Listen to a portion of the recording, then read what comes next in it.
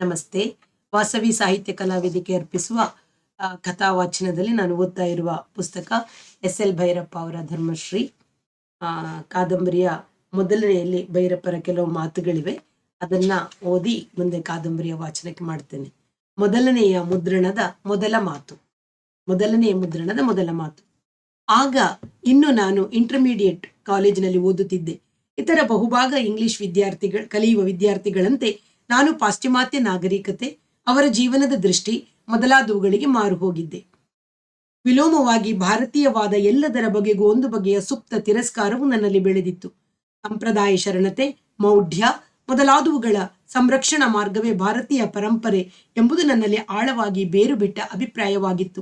ಒಮ್ಮೆ ಒಂದು ವಿದ್ವಾಂಸರು ಹಿಂದೂ ಜೀವನದ ಒಳತಿರುಳು ಎಂಬ ವಿಷಯವನ್ನು ಕುರಿತು ಭಾಷಣ ಮಾಡುತ್ತಾ ಆನಂದ ಕುಮಾರಸ್ವಾಮಿಯವರ ಕೃತಿಗಳ ಬಗೆಗೆ 4 ಮಾತುಗಳನ್ನು ಹೇಳಿದರು. ಅವರ ಭಾಷಣ ಕೇಳಿದ ನನ್ನಲ್ಲಿ ಕುಮಾರಸ್ವಾಮಿಯವರ ಗ್ರಂಥಗಳನ್ನು ಓದಬೇಕು ಎಂಬ ಆಸೆ ಹುಟ್ಟಿತು. ಅವರ ಗ್ರಂಥಗಳು ಯಾವುವು, ಅವುಗಳಲ್ಲಿ ಯಾವ್ಯಾವುದನ್ನು ಓದಬೇಕು ಎಂಬುದನ್ನು ನನಗೆ ತಿಳಿಸುವವರು ಯಾರು? ವಿದ್ಯಾಮಂದಿರವಾದ ಕಾಲೇಜಿನ ಉಪನ್ಯಾಸಕರೇ ನನ್ನ ವಿದ್ಯಾಗುರುಗಳು, ತಕ್ಕ ಮಾರ್ಗದರ್ಶಕರು ಎಂದು ಅವರನ್ನು ಕೇಳಿದೆ. ನಾನು ಕೇಳಿದ ಒಟ್ಟು 13 ಜನ ತರುಣ ಉಪನ್ಯಾಸಕರಲ್ಲಿ 8 ಜನರು ಕುಮಾರಸ್ವಾಮಿಯವರ ಹೆಸರನ್ನೇ ಕೇಳಿಲ್ಲವೆಂದರು. 2 ಜೆ.ಸಿ. ಕುಮಾರಪ್ಪ ಎಂಬ ಗ್ರಂಥಕರ್ತರು ಇರುವರೇ ವಿನ ಕುಮಾರಸ್ವಾಮಿ ಎಂಬ ಯಾರೂ ಇಲ್ಲವೆಂದು, ಅದು ಕೇವಲ ಒಬ್ಬ ದೇವರ ಹೆಸರೆಂದು ಹೇಳಿದರು. ಮತ್ತೊಬ್ಬರು ಕುಮಾರಸ್ವಾಮಿ ಅವರೆಂದರೆ ಯಾವುದೋ ಮಠದ ಸ್ವಾಮಿಗಳು ಎಂದು ಶಂಕಿಸಿದರು. ಉಳಿದ 2ರಲ್ಲಿ ಒಬ್ಬರು ಮಾತ್ರ ಸ್ವಲ್ಪ ಮಾಹಿತಿ ನೀಡಿದರು. 13ನೆಯವರು ನನಗೆ ಸಾಕಷ್ಟು ವಿಷಯವನ್ನು ತಿಳಿಸಿದುದು ಮಾತ್ರವಲ್ಲ, ಕುಮಾರಸ್ವಾಮಿಯವರ ಎಲ್ಲಾ ಗ್ರಂಥಗಳನ್ನು ದೊರಕಿಸಿಕೊಟ್ಟರು. ಅವರು ನನ್ನೊಡನೆ ವ್ಯಾಸಂಗ ಮಾಡಿದರು. ಕುಮಾರಸ್ವಾಮಿಯವರ ಬರಹವು ಭಾರತೀಯ ಸಂಸ್ಕೃತಿ, ಕಲೆ, ತತ್ವ, ಜೀವನ ವಿಧಾನ ಮೊದಲಾದವುಗಳ ವಿಷಯದಲ್ಲಿ ನನ್ನ ಅಭಿಪ್ರಾಯವನ್ನು ತಿದ್ದಲು ಔಷಧವಾದುದು ಮಾತ್ರವಲ್ಲ, ಈ ಬಗ್ಗೆ ಇನ್ನೂ ಹೆಚ್ಚು ತಿಳಿಯಬೇಕೆಂಬ ಕುತೂಹಲವನ್ನು ಕೆರಳಿಸಿತು. ಟ್ಯಾವೆಲ್, Cousin, Fergusson, Max Muller, Dyson ಮೊದಲಾಗಿ ಭಾರತೀಯ ನವೋದಯಕ್ಕೆ ಕಾರಣರಾದ ಐರೋಪ್ಯ ಬರಹಗಳನ್ನಲ್ಲದೆ ಭಾರತೀಯ ಲೇಖಕರನ್ನು ಅಭ್ಯಸಿಸಲು ಪ್ರಚೋದಿಸಿತು. ಕುಮಾರಸ್ವಾಮಿಯವರ ಜೀವನದ ಬಗೆಗೆ ನನಗೆ ಹೆಚ್ಚು ತಿಳಿದಿಲ್ಲ. ಅವರ ಬಗ್ಬೇರ್ ಆಫ್ ಲಿಟ್ರಸಿ ಎಂಬ ಗ್ರಂಥದ ಮುನ್ನುಡಿಯಲ್ಲಿ ಆ ಗ್ರಂಥದ ಸಂಪಾದಕರು ಬರೆದಿರುವ 2 ಪುಟಗಳು, ಅವರ 70ನೆಯ ಹುಟ್ಟುಹಬ್ಬದ ಗೌರವಾರ್ಥವಾಗಿ ಸಿದ್ಧಪಡಿಸಿದ ಆರ್ಟ್ ಅಂಡ್ ಥಾಟ್ ಎಂಬ ಗ್ರಂಥದ ಮುನ್ನುಡಿಯಲ್ಲಿ ಭರತ್ ಅಯ್ಯರ್ ಬರೆದಿರುವ ಪುಟ್ಟ ಲೇಖನ. ಇವುಗಳಿಂದಾಗಿ ತಿಳಿಯುವ ಅಂಶ, ಸಿಲೋನ್ ದೇಶದ ಹಿಂದೂ ತಂದೆ ಮತ್ತು ಬ್ರಿಟಿಷ್ ತಾಯಿಗೆ ಸಿಲೋನಿನಲ್ಲಿ ಹುಟ್ಟಿದ ಮಗು ಆನಂದ ಕೆಂಟಿಶ್ ಕುಮಾರಸ್ವಾಮಿ. ಹುಟ್ಟಿದ 2 ವರ್ಷದಲ್ಲಿಯೇ ತಂದೆ ತೀರಿ ಹೋದರು. ತಾಯಿಯು ಮಗುವಿನೊಡನೆ ಸ್ವದೇಶವಾದ ಇಂಗ್ಲೆಂಡ್ಗೆ ಮರಳಿದರು. ಮಗುವಿನ ವಿದ್ಯಾಭ್ಯಾಸ ನಡೆದದ್ದು ಇಂಗ್ಲೆಂಡಿನಲ್ಲಿಯೇ. ಡಾಕ್ಟರೇಟ್ ಪ್ರಶಸ್ತಿ ಪಡೆದದ್ದು ಮಿನರಾಲಜಿಯಲ್ಲಿ. ನಂತರ ಭೂಗರ್ಭಶಾಸ್ತ್ರದ ಇಲಾಖೆಯಲ್ಲಿ ಕೆಲಸ ಮಾಡಲು ತಾಯ್ನಾಡಾದ ಸಿಲೋನಿಗೆ ಬಂದರು. ಹಾಗೆಯೇ ಅವರಿಗೆ ಭಾರತದ ಕಲೆಯಲ್ಲಿ ಅಭಿರುಚಿ ಬೆಳೆಯಿತು. ಮುಂದೆ ನಾವು ನೋಡಬೇಕಾದದ್ದು ಅವರ ಕಾರ್ಯ ಸಾಧನೆಯನ್ನು. ಭಾರತೀಯ ಚಿತ್ರಕಲಾ ವಸ್ತುಗಳನ್ನು ಸಂಗ್ರಹಿಸಿ, ಸಂಪಾದಿಸಿ, ಅವುಗಳ ವಿಷಯದಲ್ಲಿ ಸಂಶೋಧನೆ ಮಾಡಿರುವ ಅದ್ಭುತ ಕೆಲಸ. ಹಾಗೆಯೇ ಹಿಂದೂಸ್ಥಾನ, ಸಿಲೋನ್ ಮತ್ತು ಇಂಡೋನೇಷಿಯಾ ದೇಶಗಳ ಶಿಲ್ಪಕಲಾ ವಸ್ತುಗಳ ಬಗ್ಗೆ ಮಾಡಿರುವ ಸಂಶೋಧನೆ, ಭಾರತೀಯ ಕಲೆಯ ಎಲ್ಲ ಪ್ರಾಕಾರಗಳ ಬಗೆಗೂ ಬರೆದಿರುವ ಪಾಂಡಿತ್ಯಪೂರ್ಣ ಗ್ರಂಥಗಳು ಮತ್ತು ಲೇಖನಾವಳಿಗಳು, ಭಾರತೀಯ ಧರ್ಮ, ತತ್ವಶಾಸ್ತ್ರ, ಪ್ರಾಚೀನ ಭಾರತದ ಸಾಮಾಜಿಕ, ರಾಜಕೀಯ, ಶೈಕ್ಷಣಿಕ ಮೊದಲಾದ ಜೀವನಗಳ ಬಗೆಗೆ ಬರೆದಿರುವ ಅನೇಕ ಲೇಖನಗಳು. ಅವರ ವಿದ್ವತ್ತಿಗೆ ಮೇರೆ ಇಲ್ಲ. ಜಗತ್ತಿನ ಎಲ್ಲಾ ರಾಷ್ಟ್ರಗಳ ಪ್ರಮುಖ ವಿದ್ವಾಂಸರು ಆತನನ್ನು ಕಲಾಭಿಜ್ಞ, ಮೇಧಾವಿ, ಜ್ಞಾನಿ, ಆಧುನಿಕ ಯುಗದ ಗುರು, ವಿದ್ವಾಂಸರೆಂದು ಪರಿಗಣಿಸಿ ಅಪ್ಪಿಕೊಂಡಿದ್ದಾರೆ. ಅಮೆರಿಕೆಯ ಬೋಸ್ಟನ್ ವಸ್ತು ಸಂಗ್ರಹಾಲಯದಲ್ಲಿ ಭಾರತೀಯ ಕಲಾ ವಿಭಾಗವನ್ನು ಬೆಳೆಸಿ ಕ್ರಮಗೊಳಿಸಿದ ಕೀರ್ತಿ ಅವರದು. ಹಿಂದೂಸ್ಥಾನದ ಬಗೆಗೆ, ಅದರಲ್ಲೂ ಕಲೆಯ ಬಗೆಗೆ ಪಾಶ್ಚಿಮಾತ್ಯ ಜನರ ಮತ್ತು ವಿಮರ್ಶಕರ ದೃಷ್ಟಿದೋಷವನ್ನು ಗುಣಪಡಿಸಿದ ವೈದ್ಯರಲ್ಲಿ ಅಗ್ರಸ್ಥಾನ ಸಲ್ಲುವುದು ಆತನಿಗೆ. ಅವರ ಜೀವನದ ಬಹುಭಾಗ ಕಳೆದುದು, ಅವರು ಬರೆದುದು ಮತ್ತು ಅವರು ತಮ್ಮ ಗ್ರಂಥಗಳನ್ನು ಪ್ರಕಟಿಸಿದುದು ಪಾಶ್ಚಿಮಾತ್ಯ ದೇಶಗಳಲ್ಲಿ. ಮಂಕು ಹಿಡಿದು ಕಿಮ್ಮಟ ಕಟ್ಟಿದ ಭಾರತದ ನಂದಾದೀಪವನ್ನು ಪುನಃ ಶುಭ್ರ ಪ್ರಕಾಶದಿಂದ ಉರಿಯುವಂತೆ ಮಾಡಿದ ಕೆಲವೇ ಭಕ್ತರಲ್ಲಿ ಕುಮಾರಸ್ವಾಮಿಯವರು ಅಗ್ರಗಣ್ಯರು. ಸಿಲೋನ್ ದೇಶದ ತಂದೆ, ಆಂಗ್ಲ ತಾಯಿಯಿಂದ ಹುಟ್ಟಿದ ಮಗು. ಅವರು ಭಾರತೀಯ ಕಲೆಯ ಬಗ್ಗೆ ಸಂಶೋಧನೆ ಮಾಡುವ ಕಾರ್ಯದಲ್ಲಿ ಅರ್ಜೆಂಟೈನಾ ದೇಶದವರಾದ ಡೊನಾಲ್ಡ್ ಲೂಯಿಸಾ ಎಂಬ ಹೆಸರಿನ ಅವರ ಪತ್ನಿಯು ಪತಿಗೆ ಸತತವಾಗಿ ಸಹಾಯ ಮಾಡಿದರು. ಆ ಹೆಣ್ಣು ಮಗಳು ದೊಡ್ಡ ವಿದ್ವಾಂಸೆ. ಅವರಿಗೆ ರಾಮ ಎಂಬ ಹೆಸರಿನ ಒಬ್ಬ ಮಗನಿದ್ದಾನೆ. ಕುಮಾರಸ್ವಾಮಿಯವರು ಮೃತರಾದದ್ದು 1947ರಲ್ಲಿ. ಆದರೂ ಅವರ ಹೆಸರು, ಅವರ ಕೃತಿಗಳು ಆಧುನಿಕ ಹಿಂದೂಸ್ತಾನದ ವಿಶ್ವವಿದ್ಯಾನಿಲಯಗಳ ಹೊಸ ಪೀಳಿಗೆಯ ಅಧ್ಯಾಪಕರಿಗೆ ಅನೇಕರಿಗೆ ತಿಳಿದಿಲ್ಲ. ಇನ್ನು ವಿದ್ಯಾರ್ಥಿಗಳಿಗೆ ತಿಳಿಯುವುದೆಂತು? ನಮ್ಮ ತರುಣ ಪೀಳಿಗೆಯನ್ನು ಆವರಿಸಿರುವ ಸ್ವಾಭಿಮಾನ ಶೂನ್ಯತೆ, ಸ್ವಸಂಸ್ಕೃತಿಯ ಬಗೆಗೆ ಇರುವ ಉದಾಸೀನ ಮನೋಭಾವಗಳಿಗೆ ನಮ್ಮ ವಿದ್ಯಾಭ್ಯಾಸದ ಚೌಕಟ್ಟು ಬಹುಮಟ್ಟಿಗೆ ಕಾರಣವಾಗುತ್ತದೆ. ಇಂಡಾಲಜಿ, ಭಾರತೀಯ ಕಲೆ ಮೊದಲಾದವುಗಳನ್ನು ಪ್ರವೀಣ ಮಟ್ಟದಲ್ಲಿ ವ್ಯಾಸಂಗ ಮಾಡುವ ಕೆಲವು ವಿದ್ಯಾರ್ಥಿಗಳನ್ನು ಬಿಟ್ಟರೆ ರಾಷ್ಟ್ರ ಜೀವನದ ಈ ವಿಭಾಗವು ಯಾರಿಗೂ ಬೇಡವಾಗಿದೆ. ಈ ಬಗ್ಗೆ ಲಂಬಿಸಿ ಬರೆಯುವುದು ಇಲ್ಲಿ ನನ್ನ ಉದ್ದೇಶವಲ್ಲ. ನನ್ನ ಈ ಕಾದಂಬರಿಗೂ ಕುಮಾರಸ್ವಾಮಿಯವರ ಬರಹಗಳಿಗೂ ಒಂದು ದೃಷ್ಟಿಯಿಂದ ನೇರವಾದ ಯಾವ ಸಂಬಂಧವೂ ಇಲ್ಲ. ಆದರೆ ಈ ಕಾದಂಬರಿಯನ್ನು ಬರೆಯುವ ವ್ಯಕ್ತಿತ್ವವನ್ನು ಈಗಿರುವಂತೆ ರೂಪಿಸಲು ಬಹುಮಟ್ಟಿನ ಕಾರಣವಾಗಿರುವವು ಅವರ ಗ್ರಂಥಗಳು. ಮುಂದಿನ ಬೆಳವಣಿಗೆ ನಡೆದದ್ದು ಆ ಗ್ರಂಥಗಳ ಮೂಲಕ. ತನ್ನ ಅಲ್ಪಕೃತಿಯೊಂದನ್ನು ಪುಟ್ಟ ಶಿಷ್ಯನು ಮಹತ್ತರವಾದ ಗುರುವಿನ ಸಂಸ್ಕೃತಿಗಾಗಿ ಅರ್ಪಿಸಿದ್ದಾನೆ. ಕಾದಂಬರಿಯ ಬಗೆಗೆ ಒಂದು ಮಾತು. ಇಲ್ಲಿ ಬರುವ ಘಟನೆಗಳು, ವ್ಯಕ್ತಿಗಳು, ಸಂಸ್ಥೆಗಳು ಯಾವುವು ಯಾರನ್ನು ಸೂಚಿಸಿ ಬರೆದವುಗಳಲ್ಲ. ಇದೊಂದು ಕಥೆ, ಕಲ್ಪನೆಯಿಂದ ಮೂಡಿದುದು. ಆದರೆ ಕಲ್ಪನೆಯು ನಿಜ ಜೀವನವನ್ನು ಹೋಲುವುದು ಮಾತ್ರವಲ್ಲ, ನಿಜ ಜೀವನಕ್ಕಿಂತಲೂ ನಿಜವಾಗಿ ಕಾಣಿಸುತ್ತದೆ. ಹಾಗೆ ಕಾಣುವುದು ಬರಹಗಾರನ ಕಲ್ಪನಾ ಶಕ್ತಿಯ, ವ್ಯಕ್ತಿತ್ವದ ಮತ್ತು ಲೇಖನೀಯ ಸಂಸ್ಕಾರವನ್ನು ಅವಲಂಬಿಸಿರುತ್ತದೆ. ಈ ಕಾದಂಬರಿಯಲ್ಲಿ ಅದು ಎಷ್ಟರ ಮಟ್ಟಿಗೆ ನಿಜವಾಗಿದೆ ಎಂಬುದನ್ನು ಓದುಗರು ಹೇಳಬೇಕು. ಕಾದಂಬರಿಯ ಪ್ರಥಮ ಪ್ರತಿಯನ್ನು ಅವಸ್ಥೆಯಲ್ಲಿದ್ದಾಗಲೇ ಅದನ್ನು ಓದಿ ನನಗೆ ಮುಕ್ತವಾದ ವಿಮರ್ಶೆ ನೆಟ್ಟ ನನ್ನ ಮಿತ್ರರಾದ ಪ್ರೊಫೆಸರ್ SB ತೋಫ್ಖಾನೆಯವರಿಗೂ, ನನ್ನ ಬರವಣಿಗೆಯಲ್ಲಿ ಆಸ್ಥೆ ವಹಿಸಿರುವ ಗೆಳೆಯ PL ನಾಯಕರಿಗೂ, ಪ್ರಕಾಶಕರಾದ ಗೋವಿಂದರಾಯರಿಗೂ ನಾನು ಕೃತಜ್ಞ. SL ಭೈರಪ್ಪ. 1961ರಲ್ಲಿ ಮೊದಲ ಮುದ್ರಣ, ಆಮೇಲೆ ಅನೇಕ ಮುದ್ರಣಗಳನ್ನು ಕಂಡಿದೆ. ಇನ್ನು ಅರ್ಪಣೆ, ಈ ಪುಸ್ತಕವನ್ನು ಅರ್ಪಣೆ ಮಾಡಿರುವಂಥದ್ದು ಆನಂದ K. ಕುಮಾರಸ್ವಾಮಿ ಅವರಿಗೆ. ಅವರ ನೆನಪಿಗೆ ಭಕ್ತಿಪೂರ್ವಕ ಕಾದಂಬರಿಯ ವಾಚನ ಪ್ರಾರಂಭಿಸ್ತೇನೆ. ಎಲ್ಲರಿಗೂ ಪ್ರೀತಿಯ ಸ್ವಾಗತ. ಧರ್ಮಶ್ರೀ.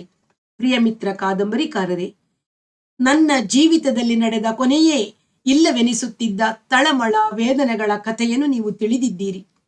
ನನ್ನ ಕೈ ಹಿಡಿದ ಮಡದಿಗೆ ಮಾತ್ರ ನನ್ನ ವೇದನೆಯು ಅರ್ಥವಾಗಿದೆ. ತೀವ್ರವಾದ ನೋವನ್ನು ಅವಳು ನನ್ನೊಂದಿಗೆ ಅನುಭವಿಸಿದ್ದಾಳೆ. ಆದರೆ ಅವಳು ನನ್ನ ಬಾಳಿನ ಕಥೆಯನ್ನು ಸಮಗ್ರ ರೀತಿಯಲ್ಲಿ ಅರ್ಥ ಮಾಡಿಕೊಂಡಿದ್ದಾಳೆಯೇ ಎಂಬುದು ನನಗೆ ಅನುಮಾನ. ನಿಮ್ಮ ಪರಿಚಯವಾಗಿ ಬರಿಯ 3 ವರ್ಷಗಳಾಗಿವೆ. ಇಷ್ಟರಲ್ಲಿಯೇ ನಮ್ಮಿಬ್ಬರ ನಡುವೆ ಒಂದು ವಿಧವಾದ ಆತ್ಮೀಯತೆ ಮೂಡಿ ಬೆಳೆದಿದೆ. ನನ್ನ ಜೀವನದ ಇತಿಹಾಸವನ್ನು ಅಲ್ಲಿ ಇಲ್ಲಿ ತುಣುಕಾಗಿ ಮಾತ್ರ ನೀವು ಕೇಳಿದ್ದೀರಿ. ಆದರೆ ಅದು ಸಮಗ್ರವಾಗಿ ನಿಮಗೆ ಇನ್ನೂ ತಿಳಿದಿಲ್ಲ. ನನ್ನ ಬಾಳು ಎಂತಹ ಘರ್ಷಣೆ, ಆಂದೋಲನ, ಪಲ್ಲಟಗಳ ಮೂಲಕ ಹರಿದು ಸಾಗಿದೆ ಎಂಬುದರ ಕಲ್ಪನೆಯು ನಿಮಗೆ ಆಗುವಷ್ಟು ಸ್ಫುಟವಾಗಿ ಕಲ್ಪನಾಶಕ್ತಿ ಹೀನರಾದ ಸಾಮಾನ್ಯ ಮಂದಿಗೆ ಆಗಲಾರದು. ಏಕೆಂದರೆ ನೀವೊಬ್ಬರು ಬರಹಗಾರರು. ಆದ್ದರಿಂದಲೇ ಇರಬಹುದು ನನ್ನ ಆತ್ಮವೃತ್ತಾಂತವನ್ನು ಬರೆಯುವಂತೆ ನೀವು ನನ್ನನ್ನು ಒತ್ತಾಯ ಮಾಡುತ್ತಿರುವುದು. ಆತ್ಮವೃತ್ತಾಂತವನ್ನು ಬರೆಯಲು ನಾನು ಯಾವ ಮಹಾವ್ಯಕ್ತಿ, ರಾಜಕಾರಣಿಯಲ್ಲ, ದೊಡ್ಡ ಉದ್ಯಮಿಯಲ್ಲ, ಕವಿ, ಕಲಾವಿದ ಯಾರೂ ಅಲ್ಲ. ಮತ್ತೊಬ್ಬರು ಓದಿನಕ್ಕೂ ನಲಿಯುವ ಯಾವ ಸಂಗತಿಯೂ ನನ್ನ ಜೀವನದಲ್ಲಿ ಇಲ್ಲ. ನನ್ನ ಜೀವವಾಹಿನಿಯ ತುಂಬ ಇರುವವು ಸುಳಿ, ಬಂಡೆಕಲ್ಲುಗಳು ಮತ್ತು ಸೆಳವುಗಳು ಮಾತ್ರ. ನನಗೆ ಅಗೋಚರವಾಗಿದ್ದ ವಿಚಾರ ಮತ್ತು ಸಂಸ್ಕಾರಗಳು ನಡೆಸಿದ ಹೋರಾಟದಿಂದ ಸಾಗಿದೆ ನನ್ನ ಜೀವನದ ನಡೆ. ಅದನ್ನು ಓದಿದವರ ಮನಸ್ಸಿನಲ್ಲಿ ಆನಂದಕ್ಕಿಂತಲೂ ನಾನು ಅನುಭವಿಸಿದ ವೇದನೆಯು ಮೂಡುವ ಸಾಧ್ಯತೆಯೇ ಹೆಚ್ಚು. ಹೀಗಿದ್ದು ಆತ್ಮಕತೆ ಬರೆಯುವಂತೆ ನೀವು ನನ್ನನ್ನು ಏಕೆ ಒತ್ತಾಯಿಸುತ್ತೀರಿ? ನನ್ನನ್ನು ಪರಿಶುದ್ಧವಾಗಿ ಪ್ರೀತಿಸಿದ ಕೆಲವು ಜನರಿದ್ದಾರೆ. ಏಕೆ? ಆದರ್ಶದ ಮಟ್ಟದಲ್ಲಿಯೇ ಪ್ರೀತಿಸಿದ, ಪತಿಗಾಗಿ ತನ್ನವರನ್ನು ದೂರ ಸರಿಸಿದ ನನ್ನ ಪತ್ನಿಯದೇ ದೊಡ್ಡ ಪಾತ್ರವಾಗಿದೆ. ನನ್ನಲ್ಲಿ ವಿಚಾರದ ಬೆಂಕಿ ಹೊತ್ತಿಸಿದ ಶಂಕರನಿದ್ದಾನೆ. ನಿಷ್ಕಲ್ಮಶ ಸ್ನೇಹದಿಂದ ನನಗಾಗಿ ಮರುಗುವ ರಾಚಮ್ಮ, ನನ್ನ ತಾಯಿಯ ಬಸಿರ ರಕ್ತವನ್ನು ಪಾಲು ಮಾಡಿಕೊಂಡು ಹುಟ್ಟಿದ ತಂಗಿ, ನನ್ನ ಸ್ನೇಹಿತ ಮತ್ತು ಭಾವ, ಬಿಷಪ್ಪರು, ಪಾದರಿಗಳು, ಎಷ್ಟೊಂದು ಜನರು ನನ್ನ ಜೀವನದ ಮೇಲೆ ಆಡಿದ್ದಾರೆ. ನನ್ನ ಎಲ್ಲ ಕ್ರಿಯೆಗಳಿಗೂ ಅವರು ಪ್ರತಿಕ್ರಿಯೆ ವ್ಯಕ್ತಪಡಿಸಿದ್ದಾರೆ. ನಾನು ಅವರಿಂದ ಪ್ರಭಾವಿತನಾಗಿದ್ದೇನೆ. ಅವರೆಲ್ಲರೂ ನನ್ನನ್ನು ಅರಿಯಲು ಪ್ರಯತ್ನಿಸಿದ್ದಾರೆ. ಆದರೆ ಅವರು ಪಾತ್ರಧಾರಿಗಳು. ತಮ್ಮ ಸ್ವಂತ ದೃಷ್ಟಿಯಿಂದ ಮಾತ್ರ ನನ್ನನ್ನು ನೋಡುತ್ತಾರೆ. ನಿಮ್ಮ ವಿಷಯ ಹಾಗಲ್ಲ. ನೀವೊಬ್ಬ ಬರಹಗಾರರು. ಮಾನವನ ಸುಖ, ದುಃಖ, ನೋವು, ನಲಿವುಗಳ ಗತಿಯನ್ನು ಅನುಕಂಪದಿಂದ, ಸ್ನೇಹದಿಂದ ನೋಡುತ್ತೀರಿ. ಆದುದರಿಂದ ನಿಮಗೆ ನನ್ನ ಕಥೆಯನ್ನು ಸಮಗ್ರವಾಗಿ ತಿಳಿಸುತ್ತೇನೆ. ನಾನು ಬರಹಗಾರನಂತೂ ಅಲ್ಲ. ಸಾಹಿತ್ಯದಲ್ಲಿ, ತತ್ವದಲ್ಲಿ, ಧಾರ್ಮಿಕ ವಿಷಯದಲ್ಲಿ, ಇನ್ನೂ ಕೆಲವು ವಿಷಯಗಳಲ್ಲಿ ಅಲ್ಪ ಸ್ವಲ್ಪ ಓದಿ ತಿಳಿದುಕೊಂಡಿದ್ದೇನೆ. ಆ ಬಗ್ಗೆ ನನ್ನದೇ ಆದ ಕೋನದಲ್ಲಿ ಯೋಚಿಸಿದ್ದೇನೆ. ಯಾವ ವಿಷಯದಲ್ಲೂ ನನಗೆ ಪಾಂಡಿತ್ಯವಿಲ್ಲ. ಬರವಣಿಗೆಯ ತಂತ್ರ, ಲೇಖನಿಯಿಂದ ಮಾಡುವ ಮಂತ್ರವಿದ್ಯೆ ತಿಳಿಯದು. ನೀವಾದರೆ ಬರೆಯುವ ಅಭ್ಯಾಸ ಮಾಡಿದ್ದೀರಿ. ಜಿತವಾಗಿ ಒಂದು ಕಡೆ ಕುಳಿತು ಮನಸ್ಸಿನಲ್ಲಿರುವುದನ್ನು ಕಾಗದದ ಮೇಲೆ ಇಳಿಸುವ ಅಭ್ಯಾಸ ನಿಮಗಿದೆ. ನನ್ನ ಕಥೆಯನ್ನು ನಿಮಗೆ ನಿಧಾನವಾಗಿ ಹೇಳಿಕೊಂಡು ಹೋಗುತ್ತೇನೆ. ನೀವು ಯಥಾರ್ಥವಾಗಿ ಬರೆಯಿರಿ. ಬರೆಯುವ ಯಾವುದೇ ತಂತ್ರವನ್ನು ಅಳವಡಿಸಬೇಡಿ. ಸರಳವಾಗಿ ಸತ್ಯವಾಗಿ ಹೊರಬಿದ್ದರೆ ಸಾಕು ನುಡಿಯುವ ಸಂಗತಿ. ನನ್ನ ಕಥೆಯನ್ನು ನೀವಂತೂ ಅದು ಘಟಿಸಿದಂತೆಯೇ ನೋಡಿ ತಿಳಿದುಕೊಳ್ಳುವಿರಿ ಎಂಬುದು ನನಗೆ ಗೊತ್ತು. ಆದರೆ ಇದನ್ನು ಓದಿದ ಯಾರಾದರೂ ಇದು ಹೀಗೇಕೆ ಆಯಿತು, ಹೀಗೆಯೇ ಏಕೆ ಆಗಬೇಕಾಗಿತ್ತು, ಇವನೇಕೆ ಹೀಗೆ ಮಾಡಿದ, ವಿಚಿತ್ರ ವ್ಯಕ್ತಿ, ಇವನದೇ ತಪ್ಪು ಮೊದಲಾದ ಪ್ರಶ್ನೆ ತೀರ್ಮಾನಗಳನ್ನು ಮುಂದೆ ನೂಕಿದರೆ ನಾನು ಏನೆಂದು ಉತ್ತರ ಕೊಡಲಿ? ನಡೆದದ್ದು ಹೀಗೆ, ಅದರಂತೆ ಹೇಳಿದ್ದೇನೆ, ನೀವು ಹಾಗೆಯೇ ಬರೆದಿದ್ದೀರಿ, ಅದು ಹಾಗೆಯೇ ನಡೆಯಲು ಕಾರಣವೇನು ಎಂಬ ಪ್ರಶ್ನೆಗೆ ಉತ್ತರವನ್ನು ನಾನು ಹೇಳಲೇಬೇಕೆಂದಿಲ್ಲ. ಭಾಗ 1. ಚಿಕ್ಕ ವಯಸ್ಸಿನಲ್ಲಿ ಆಗಿನ್ನೂ 10 ವರ್ಷದ ಹುಡುಗ. ನಮ್ಮ ಊರಿನ ಪೂರ್ವ ದಿಕ್ಕಿಗಿರುವ ಕೆರೆಯ ಶುದ್ಧ ಶ್ವೇತವರ್ಣದ ನೀರಿನಲ್ಲಿ ನಾನು ಈಜುತ್ತಿದ್ದ ನೆನಪು ಈಗಲೂ ಸ್ಪಷ್ಟವಾಗಿದೆ. ಊರಿನ ಹುಡುಗರನ್ನೆಲ್ಲ ಕಟ್ಟಿಕೊಂಡು ಕೆರೆಗೆ ಹೋಗುತ್ತಿದ್ದೆ. ನಡುಗೆರೆಯಲ್ಲಿ ಈಗಲೂ ಇರುವ ಬಸವನ ಬಂಡೆಯ ಹತ್ತಿರ ಒಬ್ಬನೇ ಈಜಿಕೊಂಡು ಹೋಗುತ್ತಿದ್ದೆ. ಸಂಗಡಿಗರಾರಿಗೂ ನನ್ನಷ್ಟು ದೂರ ಈಜುವ ಧೈರ್ಯ ಸಾಹಸಗಳಿರಲಿಲ್ಲ. 10ರ ವಯಸ್ಸಿಗೆ ನನ್ನದು ಬಲಿಷ್ಠ ಶರೀರ, ಸಾಕಷ್ಟು ಎತ್ತರ ಬೆಳೆದಿದ್ದೆ. ಬಸವನಂತೆ ತುಂಬಿದ ಮೈಕಟ್ಟು, ಸಾಮಾನ್ಯ ಬಣ್ಣ, ಪೊಲೀಸ್ನವರಂತೆ ಕಾಕಿ ಬಣ್ಣದ ನಿಕ್ಕರು ಹಾಕಿ ಜಾತ್ರೆಯಲ್ಲಿ ತಂದ ಬಟ್ಟೆಯ ಬೆಲ್ಟನ್ನು ಶರ್ಟಿನ ಮೇಲೆ ಬಿಗಿದು ಬಾಳೆಪಟ್ಟೆಯ ಎಕ್ಕಡ ಮೆಟ್ಟಿ ಕೈಲಿ ಬಿದಿರಿನ ಕತ್ತಿ ಹಿಡಿದು ತಿರುಗುತ್ತಿದ್ದೆ. ಆಗಲೂ ನಮ್ಮ ಊರಿನ ಹುಡುಗರಲ್ಲಿ 2 ಪಾರ್ಟಿ ಇತ್ತು. ಒಂದು ಪಾರ್ಟಿಗೆ ನಾನು ಸೇನಾಧಿಪತಿಯಾಗಿದ್ದೆ. 2 ಪಾರ್ಟಿಗಳಿಗೂ ಆಗಾಗ ಯುದ್ಧ ನಡೆಯುತ್ತಿತ್ತು. ನನ್ನ ಸ್ನೇಹಿತ ನಂಜು ನಮ್ಮ ಪಾರ್ಟಿಗೆ ರಾಜ. ಹೊರಕೇರಿಯ ಚಿಲ್ಲರೆ ಅಂಗಡಿ ಚನ್ನಪ್ಪ ಶೆಟ್ಟರ ಮಗ ಗುರುವಣ್ಣ ಮಂತ್ರಿ. ರಾಜಮಂತ್ರಿಯರು ಇದ್ದರೂ ಪಾರ್ಟಿಯ ದರ್ಬಾರೆಲ್ಲವೂ ಸೇನಾಧಿಪತಿಯಾದ ನನ್ನ ಕೈಯಲ್ಲಿ ಇರುತ್ತಿತ್ತು. ಏಕೆಂದರೆ ಅವರಲ್ಲೆಲ್ಲ ನಾನು ಬಲಶಾಲಿಯೂ ಧೈರ್ಯಶಾಲಿಯೂ ತುಂಟನೂ ಆದ ಹುಡುಗ. ತುಂಟ ಮಕ್ಕಳನ್ನು ಕಂಡರೆ ತಾಯಿಗೆ ಹೆಚ್ಚು ಪ್ರೀತಿಯಂತೆ, ಅಂತೆಯೇ ಅಮ್ಮನಿಗೆ ನನ್ನನ್ನು ಕಂಡರೆ ಅತಿಯಾದ ಮಮತೆ. ಆಗ 1 ವರ್ಷದ ಹಿಂದೆ ತಾನೇ ಪ್ಲೇಗ್ನಲ್ಲಿ ನನ್ನ ಒಬ್ಬ ಅಣ್ಣ ಮತ್ತು ಅಕ್ಕ ಒಂದೇ ದಿನ ತೀರಿ ಹೋಗಿದ್ದರು. ಉಳಿದ ಗಂಡು ಮಗ ನಾನೊಬ್ಬನೇ. 3 ವರ್ಷದ ವಯಸ್ಸಿನ ಪುಟ್ಟ ತಂಗಿಯೊಬ್ಬಳು ಇದ್ದಳು. ಇರುವ ಒಬ್ಬನೇ ಮಗನಾದ ನನ್ನನ್ನು ಹೊಡೆದು ಬೈದು ಬುದ್ಧಿ ಕಲಿಸಲು ಅಮ್ಮನಿಗೆ ಕೈ ಬರುತ್ತಿರಲಿಲ್ಲ. ಊರಿನಲ್ಲಿಯೇ ಇದ್ದರೆ ನಾನು ಕೆಟ್ಟು ಹಾಳಾಗುವನೆಂದು ಖಂಡಿತವೆಂದು ತಿಳಿದವಳು ನನ್ನನ್ನು ಆಕೆಯ ಅಣ್ಣನ ನನ್ನ ಸೋದರ ಮಾವನ ಮನೆಗೆ ಕಳುಹಿಸಿಕೊಟ್ಟಳು. 10 ವರ್ಷದ ವಯಸ್ಸಿಗೆ ಸೇನಾಧಿಪತಿಯಾಗಿ ಮೆರೆಯುತ್ತಿದ್ದ ನಾನು ನಮ್ಮ ಊರಿನ ಅರ್ಧರಾಜ್ಯವನ್ನು ಬಿಟ್ಟು ದುಃಖದಿಂದ ಎತ್ತಿನ ಬಂಡಿ ಏರಿ ಕುಳಿತು ರಾತ್ರಿಯ ಕತ್ತಲಿನಲ್ಲಿ ಸೋದರ ಮಾವನ ಊರನ್ನು ಸೇರಿದೆ. ಅಷ್ಟೊಂದು ಧೈರ್ಯ ಸಾಹಸಗಳ ಯುದ್ಧದಲ್ಲಿ ಪ್ರತ್ಯಕ್ಷ ಭಾಗವಹಿಸಿ ಜಯಶಾಲಿಯಾದ ವೀರಾಗ್ರಣಿ ಅಮ್ಮನನ್ನು ಬಿಟ್ಟು ಹೋಗುವಾಗ ಅಷ್ಟೊಂದು ಏಕೆ ಅತ್ತಿನೋ ತಿಳಿಯದು. ಅಮ್ಮನದು ದೊಡ್ಡ ವ್ಯಕ್ತಿತ್ವ, ನನಗೆ ಇಲ್ಲದಿದ್ದರೂ ಮತ್ತೊಬ್ಬರಿಗೆ ನೀಡುವ ಧಾರಾಳವಾದ ಕೈ. ಎಷ್ಟೋ ಜನರು ನಮ್ಮ ಮನೆಗೆ ಬಂದು ಉಂಡು ಹೋಗುತ್ತಿದ್ದರು. ಮನೆಯ ಮುಂದೆ ನಿಂತ ಯಾವ ಭಿಕ್ಷುಕನು ಬರಿಗೈಯಲ್ಲಿ ಹಿಂದಿರುಗುತ್ತಿರಲಿಲ್ಲ. ಹಣೆಯ ಮೇಲೆ ವಿಶಾಲವಾದ ಉದ್ದನೆಯ ಆಕಾರದಲ್ಲಿ ಕುಂಕುಮ ಬಿಟ್ಟು ಕೆನ್ನೆಯ ತುಂಬ ಅರಶಿನ ಲೇಪಿಸಿಕೊಂಡು ಅಮ್ಮ ಪ್ರತಿ ಶನಿವಾರವೂ ಶ್ರೀರಾಮನ ಪೂಜೆ ಮಾಡುತ್ತಿದ್ದ ನೆನಪು ನನಗೆ ಈಗಲೂ ಇದೆ. ಈಗ 2 ವರ್ಷದ ಹಿಂದೆ ನಮ್ಮೂರಿನ ರಂಗಣ್ಣ ಸಿಕ್ಕಿದ್ದ. ಅವನೇ ಹೇಳಿದ, ಅವನದು ಹಿಂದೆ ನಾವಿದ್ದ ಪಕ್ಕದ ಮನೆ.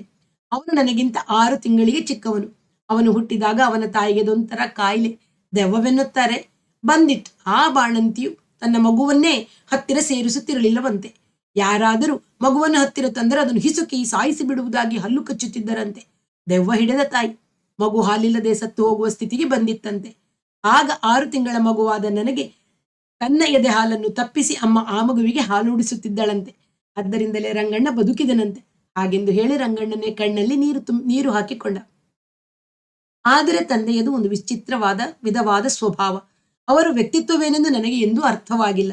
ಯಾರಿಗೂ ಕೇಡು ಮಾಡಿದವರಲ್ಲ, ಉಪಕಾರ ಮಾಡಿದವರೂ ಅಲ್ಲ. ವ್ಯವಹಾರದ ವಿಷಯದಲ್ಲಿ ತಿಳಿಗೇಡಿ ಎನ್ನಬಹುದು. ನನ್ನ ತಾತನ ಕಾಲದಲ್ಲಿದ್ದ ಆಸ್ತಿಯ ಬಹುಭಾಗವನ್ನು ಹೇಳಿಕೆಯವರ ಮಾತು ಕೇಳಿಕೊಂಡು ನೀಗಿದ್ದರು. ಉಳಿದ ಸ್ವಲ್ಪ ಹೊಲದಿಂದ ಬರುವ ದಿನಸಿಯಲ್ಲಿ ಸಂಸಾರ ಸಾಗುತ್ತಿತ್ತು. ಯಾವ ಕೆಲಸವನ್ನೂ ಮಾಡುತ್ತಿರಲಿಲ್ಲ. ಕರ್ತವ್ಯಹೀನತೆಯೇ ಅವರ ಬದುಕಿನ ಮುಖ್ಯ ಗುಣವೆನಿಸುತ್ತಿತ್ತು. ಇದರ ಜೊತೆಗೆ ಅಮ್ಮನನ್ನು ಆಗಾಗ್ಗೆ ವಿನಾಕಾರಣ ವಾಚಾಮಗೋಚರವಾಗಿ ಬೈಯುತ್ತಿದ್ದರು. ಅಮ್ಮ ಮಾತ್ರ ಎಷ್ಟು ಬಯಸಿಕೊಂಡರೂ ನಗು ನಗುತ್ತಾ ಶ್ರೀರಾಮ ಪೂಜೆ ಮಾಡುತ್ತಿದ್ದಳು. ನಮ್ಮೂರ ಹೊರಗೆ ಸನ್ಯಾಸಿ ಗುಡಿ ಎಂಬ ಹೆಸರಿನ ಒಂದು ದೇವಸ್ಥಾನವಿದೆ. ಅಲ್ಲಿ ಒಬ್ಬ ಗಡ್ಡದ ಜೋಗಿ ಇದ್ದ. ಅವನ ಊರು ಕೇರಿ ಯಾರಿಗೂ ತಿಳಿಯದು. ಅವನ ಸಂಗಡ ಬಳ್ಳಾರಿ ತತ್ವಗಳು, ಕಲಿಯುಗದ ಧರ್ಮನೀತಿ ಪದಗಳು, ಆತ್ಮಾನಂದ ಬೋಧೆಯ ಹಾಡುಗಳು, ಸಾಧು ಸಂತರ ಮಹಿಮೆಯ ಲಾವಣಿ ಮೊದಲಾದವನ್ನು ಏಕನಾದದ ಶ್ರುತಿಯೊಡನೆ ಹಾಡುತ್ತಾ ಅಪ್ಪ ಕಾಲ ಕಳೆಯುತ್ತಿದ್ದರು. ದಿನವೂ ಊಟ ತಿಂಡಿಯ ಕಾಲಕ್ಕೆ 1/2 ಗಂಟೆ ಮಾತ್ರ ಮರೆಯದೆ ಮನೆಗೆ ಬರುತ್ತಿದ್ದರು. ಹಬ್ಬ ಹರಿದಿನಗಳಲ್ಲಿ ಮಾಡಿದ ವಿಶೇಷ ತಿಂಡಿ ತಿನಿಸುಗಳನ್ನು ಮನೆಯ ಮಕ್ಕಳನ್ನು ಸಹ ಲೆಕ್ಕಿಸದೆ ತಮಗೆ ಸಾಕೆನ್ನಿಸುವಷ್ಟು ತಿಂದು ಆತ್ಮಾನಂದ ಬೋಧೆಯ ತತ್ವಗಳನ್ನು ಕೇಳಲು ಹೊರಟು ಹೋಗುತ್ತಿದ್ದರು. ಬೆಸ್ತರಕೇರಿಯ ಗಂಗಾಮಾಟ ಅವರ ಜೊತೆಗಾರ. ಆದರೆ ಗಂಗಾಮಾಟ ದಿನವೂ ಕೆರೆಯ ತೂಬಿನಲ್ಲಿ ನೀರೆತ್ತಿ ಎಲ್ಲರ ಗದ್ದೆಗಳಿಗೂ ಸರಿಯಾಗಿ ನೀರು ಬಿಟ್ಟ ಮೇಲೆಯೇ ತತ್ವಗಳನ್ನು ಕೇಳಲು ಹೋಗುತ್ತಿದ್ದ. ತಂದೆ ಬಲಗೈಯಲ್ಲಿ ಏಕನಾದ ಮೀಟುತ್ತಾ ಎಡಗೈಯಲ್ಲಿ ಚಿಟುಕು ಹಿಡುಕೊಂಡು ಸೊಗಸಾಗಿ ಹಾಡುತ್ತಿದ್ದರು. ಗಂಗಾಮಾಟ ದಮಡಿ ಬಡಿಯುತ್ತಿದ್ದ. ಗಡ್ಡದ ಜೋಗಿ ಗಳಿಗೆಗೊಮ್ಮೆ ಶಿವ ಶಿವ ಎನ್ನುತ್ತಾ ಭಂಗಿ ಎಳೆಯುತ್ತಿದ್ದ. ಒಮ್ಮೊಮ್ಮೆ ಭಂಗಿಯ ಪ್ರಸಾದ ನನ್ನ ತಂದೆ ಮತ್ತು ಗಂಗಾಮಾಟರಿಗೂ ದೊರೆಯುತ್ತಿತ್ತು. ಒಂದು ಸಲ ಅವರು ಭಂಗಿ ಸೇದುವಾಗ ನಾನು ಅಲ್ಲಿಗೆ ಹೋಗಿ ಅವರ ಕಣ್ಣಿಗೆ ಬಿದ್ದು ಬಲವಾಗಿ ಹೊಡಿಸಿಕೊಂಡು ಅಳುತ್ತಾ ಮನೆಗೆ ಬಂದಿದ್ದೆ. ನಮ್ಮ ಮನೆಯಲ್ಲಿದ್ದವರು ಅಜ್ಜಿ ಮತ್ತು 3 ವರ್ಷದ ನನ್ನ ಪುಟ್ಟ ತಂಗಿ. ಅಜ್ಜಿ ಯಾವ ತಂಟೆಗೂ ಹೋಗುತ್ತಿರಲಿಲ್ಲ. ಮಗನ ಸ್ವಭಾವ ಕಂಡು ಆಕೆಗಂತೂ ಯಾವಾಗಲೂ ಕೋಪ ಬರುತ್ತಿತ್ತು. ಗಂಡ ಹೀಗಿದ್ದರೂ ಅವನನ್ನು ತರಾಟೆಗೆ ತೆಗೆದುಕೊಳ್ಳದೆ ಯಾವಾಗಲೂ ಹಸನ್ಮುಖಿಯಾಗಿರುತ್ತಿದ್ದ ನನ್ನ ತಾಯಿಯ ಮೇಲೆ ಅಜ್ಜಿ ಒಮ್ಮೊಮ್ಮೆ ಕೋಪಿಸಿಕೊಂಡು ಬಿಡುತ್ತಿದ್ದಳು. ಆದರೂ ಮರುಕ್ಷಣವೇ ತಾನು ನಗುತ್ತಾ ಎಲ್ಲ ಪ್ರಾಚೀನ ಕರ್ಮ ಎನ್ನುತ್ತಿದ್ದಳು. ಅಮ್ಮ ನನ್ನ ಒಳ್ಳೆಯದಕ್ಕೆ ಎಂದೇ ನನ್ನ ಇಷ್ಟಕ್ಕೆ ವಿರೋಧವಾಗಿ ನನ್ನನ್ನು ಸೋದರ ಮಾವನ ಊರಿಗೆ ಕಳಿಸಿದಳೆಂದು ಹೇಳಿದನಲ್ಲ. ಸೋದರ ಮಾವ ಅಮ್ಮನ ಸ್ವಂತ ಅಣ್ಣ. ಗುಣಸ್ವಭಾವಗಳಲ್ಲಿ ಮಾತ್ರ ಅಣ್ಣ ತಂಗಿಯರೆಂದು ಇಬ್ಬರನ್ನು ಬಲ್ಲ ಯಾರು ಹೇಳುತ್ತಿರಲಿಲ್ಲ. ಅಮ್ಮ ಸಹನೆಯ ಮೂರ್ತಿ ಎನಿಸಿದ್ದರೆ ಮಾವ ಉಗ್ರ ನರಸಿಂಹನೇ ಆಗಿದ್ದ. ಕೋಪವೆಂಬುದು ಅವನ ತುದಿ ಮೂಗಿನ ಮೇಲೆ ಯಾವಾಗಲೂ ಸಿದ್ಧವಾಗಿರುತ್ತಿತ್ತು. ಅವನಿಗೆ ಮಕ್ಕಳಿರಲಿಲ್ಲ, ಈಗಲೂ ಇಲ್ಲ. ಆದರೂ ಮಕ್ಕಳ ವಿಷಯದಲ್ಲಿ ದಯೆ, ಕನಿಕರ, ಪ್ರೀತಿ, ವಾತ್ಸಲ್ಯಗಳು ಇನಿತೂ ಇರಲಿಲ್ಲ. ಶಿಕ್ಷೆಯಲ್ಲಿ ಬೆಳೆದರೆ ಬುದ್ಧಿವಂತನಾಗುತ್ತಾನೆಂಬ ನನ್ನ ತಾಯಿಯ ಹಂಬಲಿಗೆ ಅನುಗುಣವಾಗಿ ತಾನೇ ನನ್ನನ್ನು ಮಾವನ ಮನೆಗೆ ಕಳಿಸಿದ್ದುದು. ಅಲ್ಲಿ ಶಿಕ್ಷೆಗೆ ಮಾತ್ರ ಬಡತನವಿರಲಿಲ್ಲ. ಅವನು ನನಗಾಗಿಯೇ ಬಳುಕಿಸಿದರೆ ಬುಸುಗುಟ್ಟುವ ನೀಳವಾದ ಒಂದು ಹೊಸ ಬೆತ್ತವನ್ನು ಸಿದ್ಧ ಮಾಡಿ ಇಟ್ಟಿದ್ದ. ಮಾವನ ಹೆಂಡತಿ ಅತ್ತೆಗೂ ನನ್ನನ್ನು ಕಂಡರೆ ತಿರಸ್ಕಾರ. ಮನೆಯ ಜೀತದಾಳಿನಂತೆ ಕಾಣತೊಡಗಿದಳು. ಸತ್ಯ ಎಂಬ ನನ್ನ ಹೆಸರಿನಿಂದ ಆಕೆ ಎಂದೂ ಕರೆದುದಿಲ್ಲ, ಲೋ ಎಂದೇ ಕರೆಯುತ್ತಿದ್ದಳು. ಹಿಂದೂ ಸಂಪ್ರದಾಯದಲ್ಲಿ ಗಂಡು ಮಕ್ಕಳ ಕೈಲಿ ಮಾಡಿಸಬಾರದ ಕೆಲಸಗಳಾದ ಊಟದ ಎಲೆ ತೆಗೆಯುವುದು, ಬೀಸುವುದು, ಕುಟ್ಟುವುದು ಎಲ್ಲವನ್ನು ನನ್ನಿಂದಲೇ ಮಾಡಿಸುತ್ತಿದ್ದಳು. ಹುಟ್ಟಿನಿಂದಲೇ ಗಟ್ಟಿಮುಟ್ಟಾದ ಆಳು. ಕೆಲಸ ಮಾಡುವುದೆಂದರೆ ನನಗೆ ಸಂತೋಷವೇ. ಆಕೆ ಹೇಳುತ್ತಿದ್ದ ಎಂತಹ ಕಷ್ಟದ ಕೆಲಸಕ್ಕೂ ಬೇಸರ ಪಡುತ್ತಿರಲಿಲ್ಲ. ಆದರೂ ನನ್ನ ಬಗ್ಗೆ ಕಠೋರವಾಗಿ ಮಾತನಾಡುತ್ತಿದ್ದಳು. ಸದಾ ಪಿಟಿ ಪಿಟಿ ಎಂದು ತುಟಿಯ ಒಳಗೆ ಬೈಯುತ್ತಿದ್ದಳು. ನಮ್ಮಿಬ್ಬರಿಗೂ ಮಾಡಿಕೊಂಡ ಅಡುಗೆಯನ್ನು ತನಗೆ ಬಡಿಸುತ್ತಿರಲಿಲ್ಲ.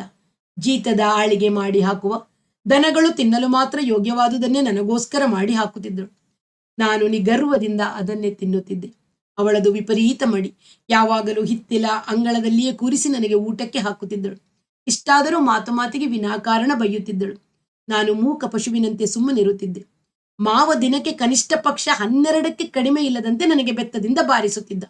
ಹೊಡೆಯುವುದೇ ತನ್ನ ಪವಿತ್ರ ಕರ್ತವ್ಯವೆಂದು ಅವನು ಭಾವಿಸಿದಂತೆ ತೋರುತ್ತದೆ.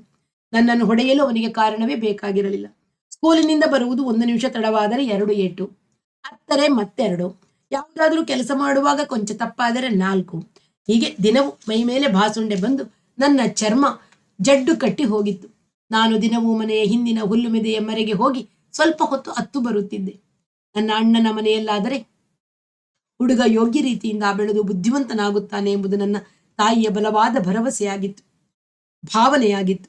ಇಬ್ಬರು ಹಿರಿಯ ಮಕ್ಕಳು ಸತ್ತದ್ದರಿಂದ ಅವಳ ಎಲ್ಲ ಪ್ರೀತಿ, ಆಸೆ, ನಿರೀಕ್ಷೆ, ಭರವಸೆಗಳು ನನ್ನೊಬ್ಬನ ಮೇಲೆಯೇ ನಿಂತಿದ್ದವು.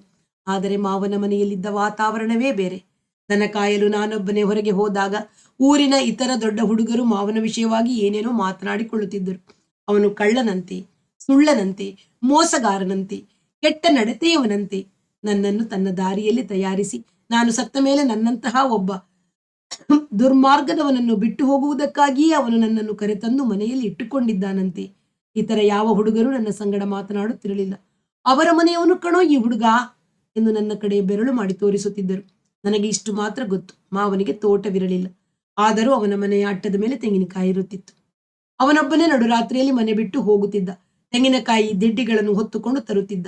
ಇನ್ನು ಏನೇನು ತರುತ್ತಿದ್ದನೋ ನನಗೆ ತಿಳಿಯದು. ಅವನು ಒಂದು ದೇವಸ್ಥಾನದ ಪೂಜೆ ಮಾಡುತ್ತಿದ್ದ. ಆ ದೇವಸ್ಥಾನದ ಊರ ಹೊರಗಿನ ಗದ್ದೆಗಳ ನಡುವೆ ಇತ್ತು. ದೇವಾಲಯದಲ್ಲಿ ದೇವರ ಸರ್ಪವಿದೆ ಎಂಬ ಪ್ರತೀತಿಯಿಂದಲೂ ಮತ್ತು ಭಯದಿಂದಲೂ ಊರಿನ ಜನರು ಯಾರೂ ಅದರ ಒಳಗೆ ಹೋಗುತ್ತಿರಲಿಲ್ಲ. ಮಾವ ಮಾತ್ರ ಧೈರ್ಯವಾಗಿ ಅದರ ಒಳಗೆ ಹೋಗುತ್ತಿದ್ದ. ಗರ್ಭಗುಡಿಯಲ್ಲಿ ತೆಂಗಿನಕಾಯಿ, ಕಡಲೆಯ ಗಿಡ, ಬಾಳೆಯ ಗೊನೆಗಳನ್ನು ಇನ್ನು ಏನೇನೋ ಸರಿಯಾಗಿ ನೆನಪಿಲ್ಲ ರಾಶಿ ಹಾಕಿರುತ್ತಿದ್ದ. ರಾತ್ರಿ ಆದ ಮೇಲೆ ಮನೆಗೆ ತರುತ್ತಿದ್ದ. ಅನೇಕ ಸಲ ನನ್ನನ್ನು ಅಲ್ಲಿಗೆ ಕರೆದುಕೊಂಡು ಹೋಗುತ್ತಿದ್ದ. ಈ ಕೆಲಸಗಳಲ್ಲಿ ನಾನು ಸಹಾಯ ಮಾಡಲು ಪ್ರಾರಂಭಿಸಿದ ಮೇಲೆ ನನಗೆ ಬೀಳುವ ಏಟುಗಳು ಕಡಿಮೆಯಾದವು. ಪೂರ್ಣವಾಗಿ ಮಾತ್ರ ಎಂದೂ ನಿಲ್ಲಲಿಲ್ಲ. ಶಿಕ್ಷೆಯಲ್ಲಿ ದೊರೆಯುವ ಉದಾರ ರಿಯಾಯಿತಿಗಾಗಿ ನಾನು ಹೆಚ್ಚು ಹೆಚ್ಚಾಗಿ ಅವನಿಗೆ ಸಹಾಯ ಮಾಡಲು ಆರಂಭಿಸಿದೆ. ಬೈಸಿಕೊಳ್ಳುವುದು, ಹೊಡೆಸಿಕೊಳ್ಳುವುದು ಇವುಗಳಲ್ಲಿ ಯಾವ ಹೊಸತೂ ಇರಲಿಲ್ಲ. ಅವುಗಳ ಮಟ್ಟಿಗೆ ನಾನು ಹಳಬನಾಗಿ ಬಿಟ್ಟೆ. ಮೊದಲಿನ ಕೆಲವು ದಿನಗಳಲ್ಲಿ ತಾಯಿಯ ನೆನಪು ಬಂದು ಅಳುತ್ತಿದ್ದೆ. ಈಗ ಆ ನೆನಪು ಹೆಚ್ಚಿಗೆ ಆಗುತ್ತಿರಲಿಲ್ಲ. ಮಾವನು ಆಗಾಗ್ಗೆ ನನಗೆ ಆ ಊರಿನಲ್ಲಿನ ಮೈಸೂರಮ್ಮನ ಅಂಗಡಿಯಲ್ಲಿ ಮಿಠಾಯಿ ಕೊಡಿಸುತ್ತಿದ್ದ. ನಾನು ಸಂತೋಷವಾಗಿರಲು ಪ್ರಾರಂಭಿಸಿದೆ. ಅತ್ತೆ ಮಾತ್ರ ತನ್ನ ನಿತ್ಯ ಕರ್ಮವನ್ನು ಬಿಡದೆ ನನ್ನ ಮನಸ್ಸಿಗೆ ತೃಪ್ತಿಯಾಗುವವರೆಗೆ ಬೈಯುತ್ತಿದ್ದಳು. ಬೈದರೆ ಅವಳ ಬಾಯಿಗೆ ನೋಯುತ್ತದೆ ಎನ್ನುವ ಉದಾತ್ತ ವಿಚಾರದಿಂದ ನಾನು ಸುಮ್ಮನಾಗಿದ್ದೆ. ಒಂದು ವಿಷಯದಲ್ಲಿ ಮಾತ್ರ ನನಗೆ ತುಂಬಾ ಸಂತೋಷವಾಗಿತ್ತು. ನಾನು ಓದುತ್ತಲೇ ಇರಲಿಲ್ಲ, ಶಾಲೆಗೆ ಮಾತ್ರ ಹೋಗುತ್ತಿದ್ದೆ. ಮನೆಯಲ್ಲಿ ಓದಲು ಬಿಡುವೆಲ್ಲಿ ದೊರೆಯಬೇಕು. ಪುಸ್ತಕ ಕೊಳ್ಳಲು ನಮ್ಮ ಊರಿನಿಂದ ಹಣ ಬರುತ್ತಿತ್ತು. ಆದರೆ ಅದನ್ನು ಮಾವ ಕಿತ್ತುಕೊಂಡು ಬಿಡುತ್ತಿದ್ದ. ಹಣ ಕೊಟ್ಟ 2-3 ದಿನಗಳು ಅವನು ಹೊಡೆಯುತ್ತಿರಲಿಲ್ಲವಾದುದರಿಂದ ನಾನು ಅದನ್ನು ಸಂತೋಷವಾಗಿ ಒಪ್ಪಿಸಿಕೊಳ್ಳು ಬಿಡುತ್ತಿದ್ದೆ. ಮಾವನ ಊರಿಗೆ ಬಂದು 3 ವರ್ಷಗಳ ಮೇಲಾಗಿತ್ತು. ಮಿಡ್ಲ್ ಸ್ಕೂಲಿನ 2ನೇ ತರಗತಿಯಲ್ಲಿ ಓದುತ್ತಿದ್ದೆ. ವರ್ಷಕ್ಕೊಮ್ಮೆ ಬೇಸಿಗೆ ರಜೆಯಲ್ಲಿ 1 ವಾರದ ಮಟ್ಟಿಗೆ ಊರಿಗೆ ಹೋಗುವ ಅವಕಾಶವಿತ್ತು. ಊರಿನಲ್ಲಿ ಹೆಚ್ಚು ದಿನವಿದ್ದರೆ ಹುಡುಗ ಕೆಟ್ಟು ಹೋಗುತ್ತಾನೆಂದು ಮಾವ ಹೇಳುತ್ತಿದ್ದ. ಅಮ್ಮನಂತೂ ಅಣ್ಣನ ಮಾತನ್ನು ಪರಮ ಭಕ್ತಿಯಿಂದ ಕೇಳುತ್ತಿದ್ದಳು. ಊರಿಗೆ ಹೋದಾಗ ಅವನ ವಿಷಯವಾಗಿ ನಾನು ಏನಾದರೂ ಹೇಳುವುದಕ್ಕೂ ಅವಳು ಅವಕಾಶ ಕೊಡುತ್ತಿರಲಿಲ್ಲ. ಮಾವನ ಮನೆ ಬಿಟ್ಟು ಪುನಃ ಊರಿಗೆ ಬರುವ ಆಸೆಯಿಂದ ಹುಡುಗ ಸುಳ್ಳು ಹೇಳುತ್ತಿದ್ದಾನೆ ಎನ್ನುವುದೇ ಅವಳ ಭಾವನೆ. ಭಾಗ 2. ಇನ್ನೂ 1 ವರ್ಷ ಕಳೆಯಿತು. ಮಿಡ್ಲ್ ಸ್ಕೂಲಿನ 3ನೇ ವರ್ಗಕ್ಕೆ ತೇರ್ಗಡೆಯಾಗಿದ್ದೆ. ಮಾವನ ಮನೆಯಲ್ಲಿ ನನ್ನ ಅವಶ್ಯಕತೆ ಇನ್ನೂ ಹೆಚ್ಚಾಗಿತ್ತು. ಆದ್ದರಿಂದ ದಿನವೂ ಬೀಳುವ ಹೊಡೆತದಲ್ಲಿ ಹೆಚ್ಚು ಭಾಗ ರಿಯಾಯಿತಿ ದೊರೆಯುತ್ತಿತ್ತು. ಏಟು ತಿನ್ನುವುದು ಮೈಗೆ ಒಗ್ಗಿ ಹೋಗಿದ್ದರಿಂದ ನಾನು ಆ ಬಗ್ಗೆ ಹೆಚ್ಚು ಆತಂಕ ಪಡುತ್ತಿರಲಿಲ್ಲ. ಬೇಸಿಗೆ ರಜಾ ಆಗ ತಾನೇ ಕಳೆದಿತ್ತು. ಜ್ಯೇಷ್ಠ ಮಾಸದ ತುಂತುರು ಒಂದೇ ಸವನೆ ಚಿಮುಕಿಸುತ್ತಿತ್ತು. ಒಂದು ದಿನ ಜರಡಿಯಲ್ಲಿ ನೀರು ಸುರಿದಂತೆ ಸೋನೆ ಹಿಡಿದಿತ್ತು. ಬೆಳಿಗ್ಗೆ 10 ಗಂಟೆಯ ಸಮಯ. ನಮ್ಮೂರಿನ ಒಬ್ಬ ರೈತ ಮಾವನ ಮನೆಗೆ ಬಂದ. ಅವನ ಪರಿಚಯವೂ ನನಗಿತ್ತು.